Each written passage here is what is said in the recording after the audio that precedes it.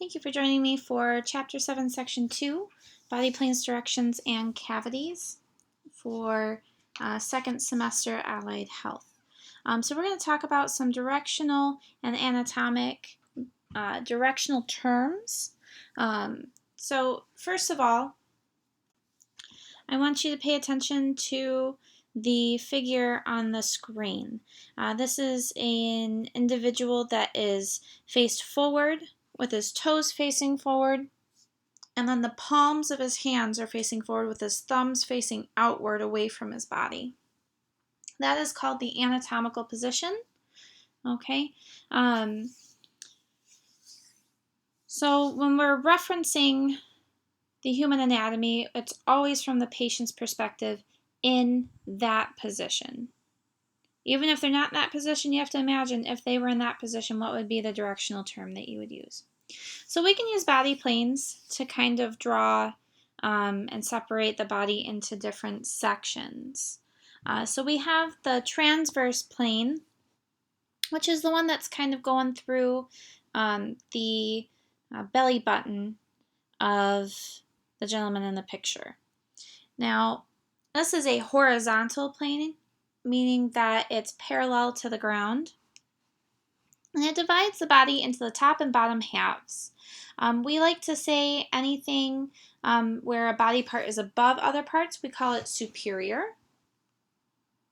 If there's a body part in relation to another one that's below it, it is inferior. So if your brain would be superior to your lungs, your stomach would be inferior to your lungs. All right. When we talk about things being cranial, they're located near the head. If we talk about body parts being near the sacral or the spinal column or your tail, your caudal is your tail. All right, the next plane, the mid-sagittal or median plane. Okay, you can see the sagittal plane there in that picture. And that's where you draw a line straight down the center of the body. It separates left to right. Mid-sagittal means it's completely in the center of the body and separates it into equal portions left to right. Now, you can have a sagittal plane and have it be off and go through your left eye and go down through the body that way. Same thing with the right, but those would not be mid-sagittal. Mid-sagittal would have to have equal portions of left to right. All right. Now, there's a couple of directional terms related to this plane, right? It separates left to right. Now, if it's really close to that midline, like a mid-sagittal line that goes straight in between your eyes all the way down your body, if it's closer to that line, it's medial. If it's away from that midline, it's called lateral. Okay, so your nose is medial to your ear. Right? Your ear is lateral to your nose. Your fingers are lateral to your belly button. Okay. Next we have the frontal or coronal plane. I remember this by thinking of a coronation. Coronation kind of sounds like coronal. It has that first word part. And I think of them putting a crown on somebody because a coronation is when somebody's crowned. So if you were to put a crown on top of somebody's head, it goes straight down and splits them in half front to back. Splits the body into ventral or anterior, which is towards the front. I think of ventral like you put a vent machine to breathe for somebody in their mouth. Okay, so that's how I remember ventral. And then the dorsal or posterior, I think of a dorsal fin on a fish. That's that big fin, right? When a shark is swimming through the water and it just shows the fin above the water, that's a dorsal fin. That's the fin on the back. Okay, so the coronal plane splits the ventral and dorsal, also known as the anterior or posterior. Okay, ventral or anterior are the front, dorsal or posterior are the back. All right, another directional term that I want you to know is proximal. So this is where you have body parts close to a point of reference. So say I use my belly button for a reference point. I could say my hips are proximal to my belly button. My toes are distal from my belly button. Okay.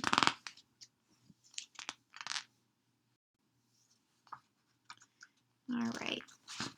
Now, cavities, I hope you remembered what ventral and dorsal are. So you have cavities in your body. These are open spaces that house organs. So we'll start with the dorsal in the back. So your cranial cavity that holds your brain and your spinal cavity that contains your spinal cord are your dorsal cavities. Your ventral cavities or your front cavities are your thoracic, your abdominal, and your pelvic.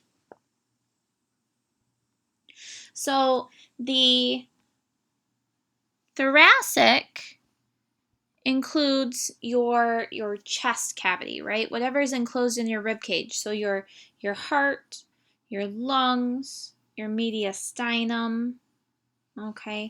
That's all located in your thoracic cavity. Now your thoracic and your abdominal cavities are separated by a muscle called the diaphragm. When you get hiccups, that's your diaphragm that's spasming.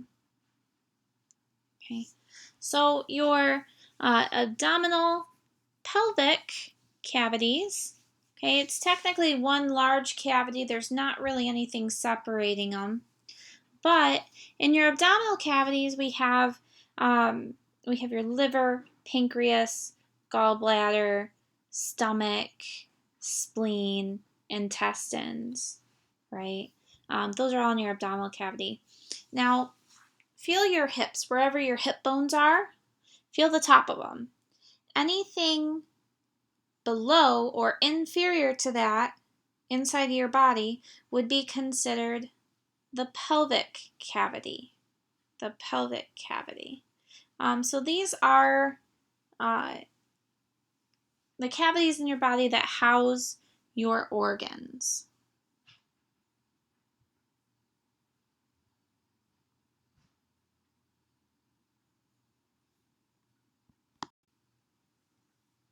Now, when we talk about your abdominal region in general, okay, there's a lot going on in there. You have a lot of different organs.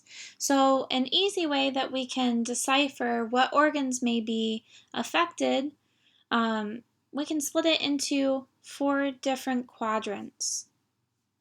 Okay, think a quadrant like a quarter, like there's 4 quarters in a dollar. Quad means 4, so there's 4 regions. Okay, and the center point is the umbilicus, which is your belly button. Now we have your right upper quadrant. Okay, it's abbreviated as RUQ. Now this would house your liver. It would house your gallbladder, part of your stomach, your intestines. Okay, then you have your left upper quadrant. That mainly it can house part of your spleen, part of your stomach, your intestines.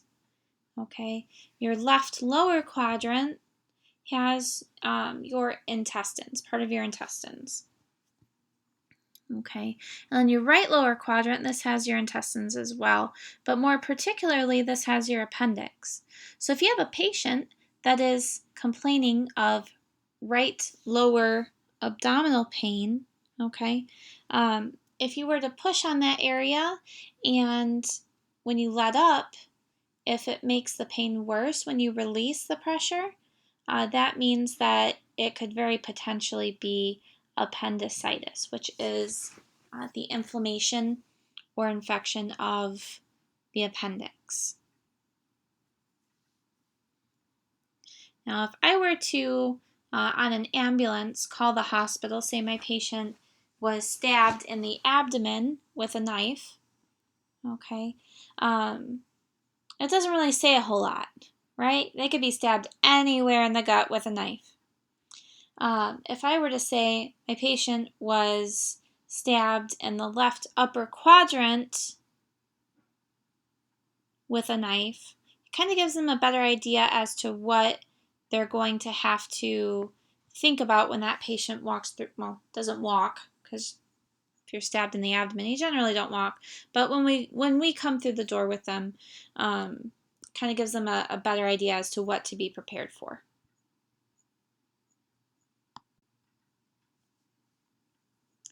Next, we have abdominal regions. Abdominal regions. So, before we did quadrants, right, where we split up into 4, but now we're going to split it into 9. It looks a little more complicated, but if you know some of them, the others will come in time. So if you notice, there's 3 on the right side, 3 on the left side, and 3 down the middle. We're going to start with the very center. So the umbilical region, that's your belly button. Your belly button is called the umbilicus. Okay, so that's going to be your very center. And epigastric, okay, that's directly above. Epi means above, and then gastric means pertaining to the stomach. Okay, so this is basically what's over top of your stomach. All right.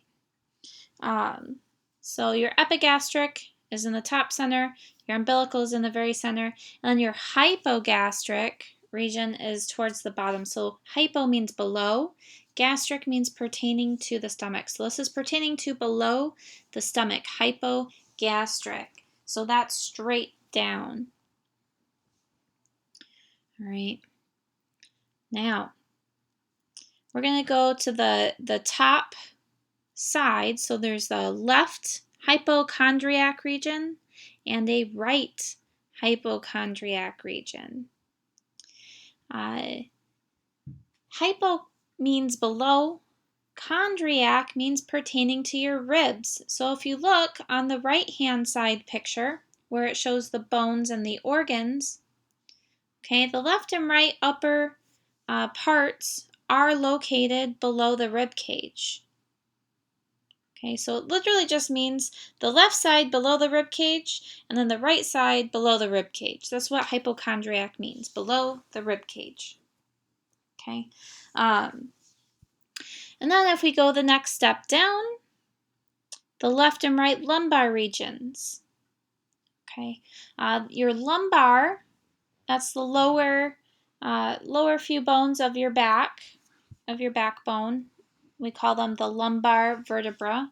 And that kind of gives you that same general area, the lower abdomen area there that's right alongside your belly button, okay, above your hips.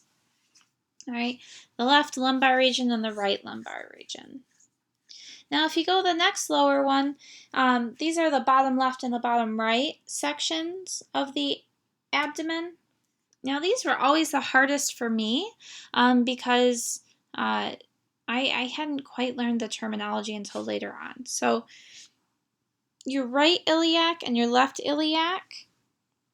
Okay, your iliac is the name of your bone in your pelvis. Okay, it can also be called the inguinal region. That pertains to the same area, but I've found right and left iliac region because those are the areas that are going to be right next to your hips, right? So your hip bone is your iliac, and then your left and right iliac regions are going to be right alongside your hips there. Okay. Now on the right-hand side of this picture, right, that one where we have the bones and the organs, so you can kind of see which area of the abdomen has different organs. Okay, so right down the center in the very top, the epigastric region, okay, that's where the majority of your stomach is. All right. And then you have a little bit of your transverse colon from your large intestine in there as well. And then your small intestine does creep up the back to attach to the back of the stomach there. Down in the center, that's all small intestine. If you go down to the hypogastric region, that's a lot more of your small intestine, and then it also includes your urinary bladder. If we go to the left-hand side, the patient's left, okay, so if you were this patient, which side would be your left? So on the left side of the patient, we have the left hypochondriac region, which means below the rib cage. All right, so we have part of the stomach there, we have the spleen, we have part of the large intestine there. We go down to the left lumbar region. Now this is going to house some of our small intestine, but also our descending colon of our large intestine. And then the left iliac region is going to include part of our sigmoid colon.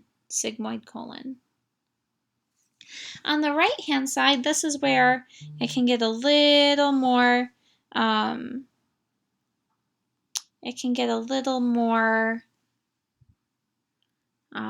complicated with organs. Okay, we have your liver up there, and that's going to attach to your gallbladder. Okay, so you have your liver and your gallbladder up there. Below that, in the right lumbar region, we have the ascending colon of the large intestine.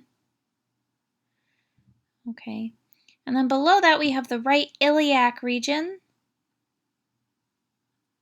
which is going to hold the appendix and part of the large intestine there. Okay. Just a little quiz for yourselves. Okay. Which part of the abdomen holds your belly button? Give you a second to think about it. Try not to look at the picture. Okay, it's your umbilical region, right? That has your belly button. What if I said name the regions of your abdomen that are alongside your pelvic bones or your hip bones? Okay, so you got to think your hips are going to be lower, and those are your left and right iliac regions. What if I asked you to find the lumbar regions? How would you find it? Find it on the organ diagram over here on your right. Okay, the lumbar region is identifiable as being in the lumbar area of your spine, right? So if we looked at the lower few bones before it hits your hip bones there, your sacrum, okay, and we brought that around the front, okay, it's in line with your belly button, but it's on the sides. Those are the left and right lumbar regions. Okay, so these are kind of confusing, but we're going to work through them in class a little bit and do some identification of organs there as well. So please get familiar, and we can go over this further in class. So just to recap, we have some anatomical direction terms. Okay, if you're in the front of the body, it can be called ventral, or it can be called anterior. So those are the front of your body where you breathe, where you vent. Okay, ventral. Now the back side of your body, is called dorsal. Like a dorsal fin on a fish. Dorsal is the back side, or it's also known as posterior. Posterior. Post means after. Like if you write PS on a letter, It means postscript. It means it's after the message in the letter. So posterior means after your body, so on the back side. All right. And we had a couple other directional terms. We had medial, which means closer to the midline, medial. Okay. And then we had lateral, farther away from the midline.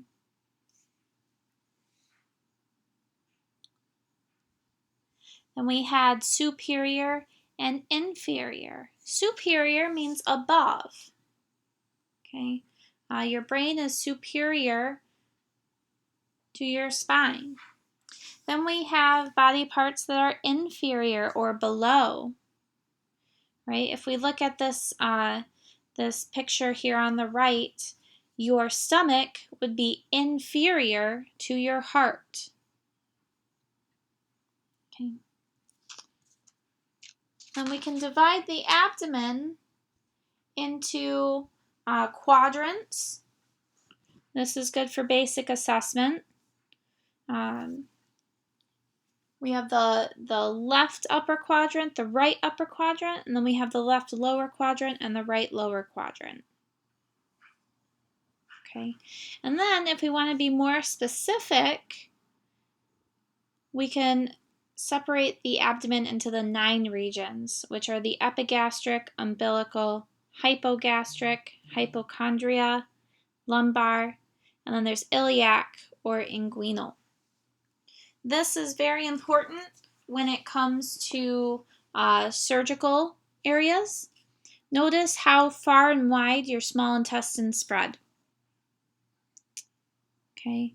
If you were doing surgery, you want that surgeon to be very precise as to the location that they're going to cut and the location that they're going to direct their surgical staff to pay attention to. So it's really important to be more specific. These 9 regions allow them to be more specific in their descriptions. So this is Chapter 7, Section 2. This is going to be very important when you're talking about patients, where their chief complaint is, when they have radiating pain, where is it radiating? Does it radiate medially or does it radiate laterally? That'll tell you what muscles or organs could be affected. So we'll go over this more, but for now, let me know if you have any questions. My email is barton, BARTONJ, @dearbornschools.org. Thank you.